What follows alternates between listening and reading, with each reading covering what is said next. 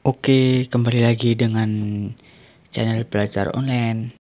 Silakan yang belum subscribe, silakan subscribe terlebih dahulu, nyalakan tombol loncengnya, dan like serta komen pada video ini. Oke, di sini kita akan melanjutkan video yang kemarin, yang pembahasan tentang program atau bahasa program pemrograman, khususnya pada program komputer. Oke, langsung saja. Selanjutnya membuat pendeklarasian variabel. Ya, di sini ada dua jenis pembuatan deklarasi variabel. Yang pertama itu pendeklarasian variabel tanpa konstanta. Yang kedua pendeklarasian variabel dengan konstanta atau berkonstanta. Nah, apa sih maksudnya?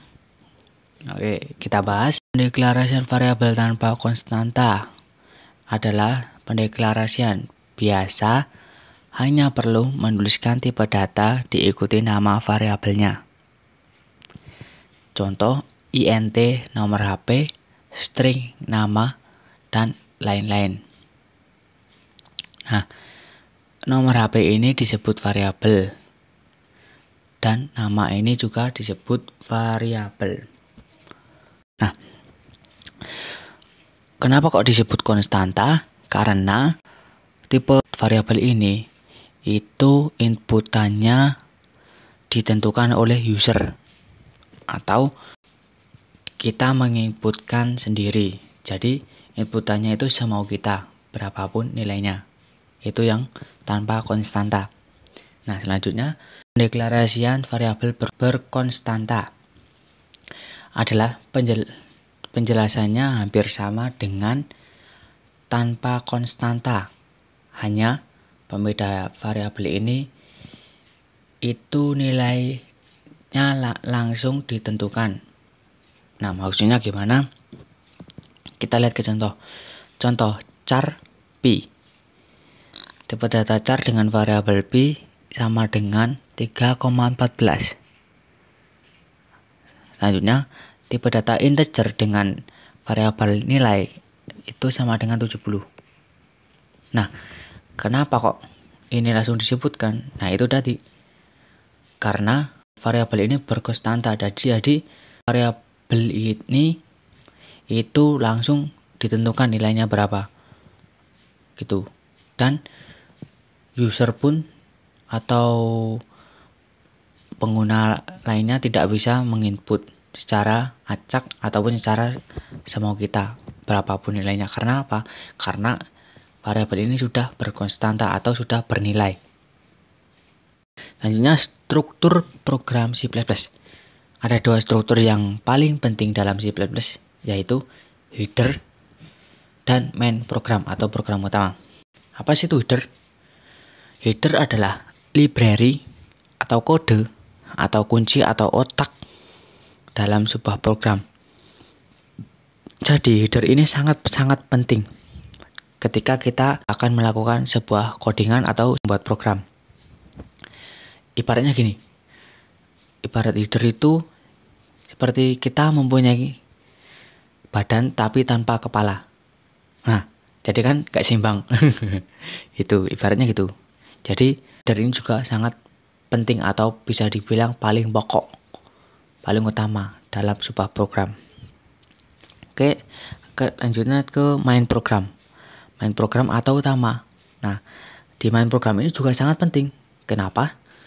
Karena di main program ini untuk isi ataupun sebagai blok program utama. Maksudnya gimana sih? Nah, gini teman-teman maksudnya. Main program ini itu si codingan yang mana tipe-tipe data yang di awal tadi itu juga masuk di main program ini. Gitu loh teman-teman. Nah, ibaratnya gini. Kita punya kepala tapi tidak punya badan. Nah, seperti yang header tadi. Punya badan tapi tidak punya kepala. Gitu. Jadi, header sama main program ini harus saling melengkapi. Harus saling seimbang. Jangan kok berjalan sendiri, header sendiri, main program sendiri, itu nggak bisa teman-teman. Itu nanti program, saya yakin programnya langsung error seperti dia. Oke, semoga dimengerti ya teman-teman. Intinya itu. Jadi header sama main program ini harus benar-benar seimbang, ataupun harus benar-benar pemanggilannya harus bersamaan gitu. Oke, lanjut. Nah, di sini saya memberi contoh sebuah struktur program.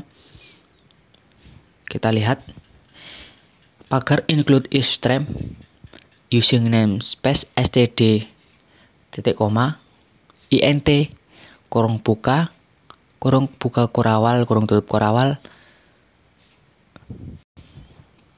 Nah, di ini juga sudah ada penjelasan di PowerPoint-nya itu.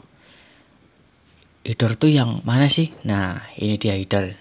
Header itu mulai dari pagar include isStream sampai using namespace std titik koma. Nah, ini disebut header. Nah, terus yang mana itu main programnya? Nah, ini main programnya. Jadi main program ini harus diawali dengan atau pemanggilannya atau penamaannya itu begini teman-teman.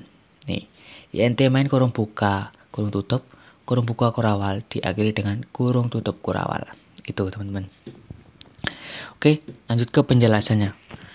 Penjelasan struktur di atas tanda pagar ini teman-teman. Tanda pagar itu disebut preprocessor directive. Apa sih itu?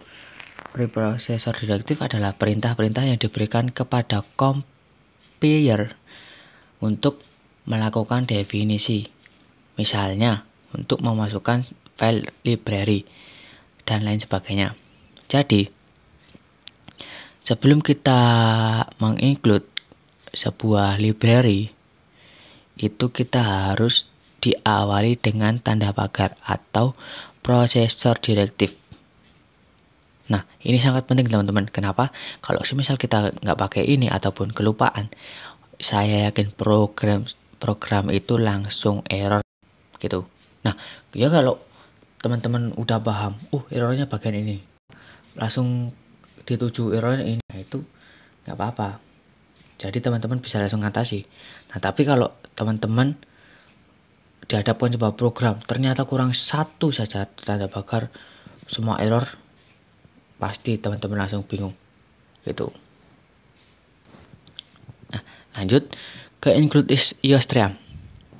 Sudah saya singgung tadi, include itu memasukkan, isStream itu sebuah library. Nah, jadi include isStream itu memasukkan library isStream. Nah, isStream itu apa? isStream itu adalah header yang dibutuhkan untuk kegiatan input ataupun output. Itu teman-teman. Nah, kok isStream headernya gini teman-teman. Header itu sebenarnya ada banyak sih.